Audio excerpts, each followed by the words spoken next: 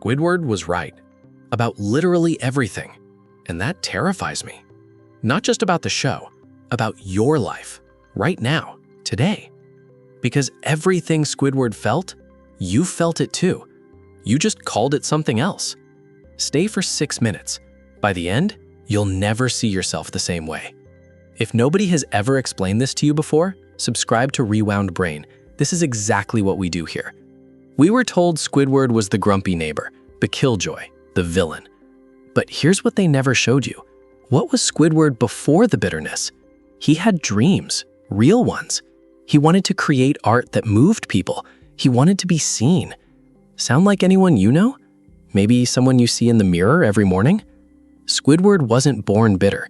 He was worn down, slowly, by the same things wearing you down. Squidward understood 3 things that took the rest of us decades to figure out. Number 1, he knew toxic positivity is a lie. Feeling bad sometimes is not a character flaw. While SpongeBob smiled through genuine pain, Squidward let himself feel it. That is psychologically healthier. Number 2, he knew not everyone deserves your energy, and he protected his. Everyone called him antisocial, but science calls it something different: selective socialization.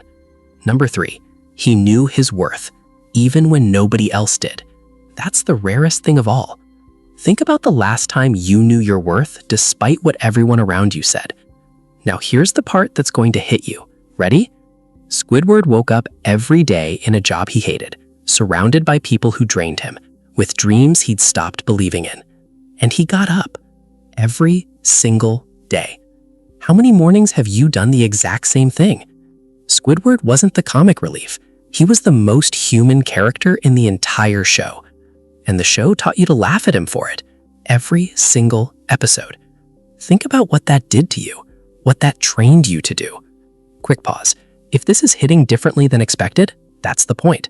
Subscribe to Rewound Brain. We do this every week.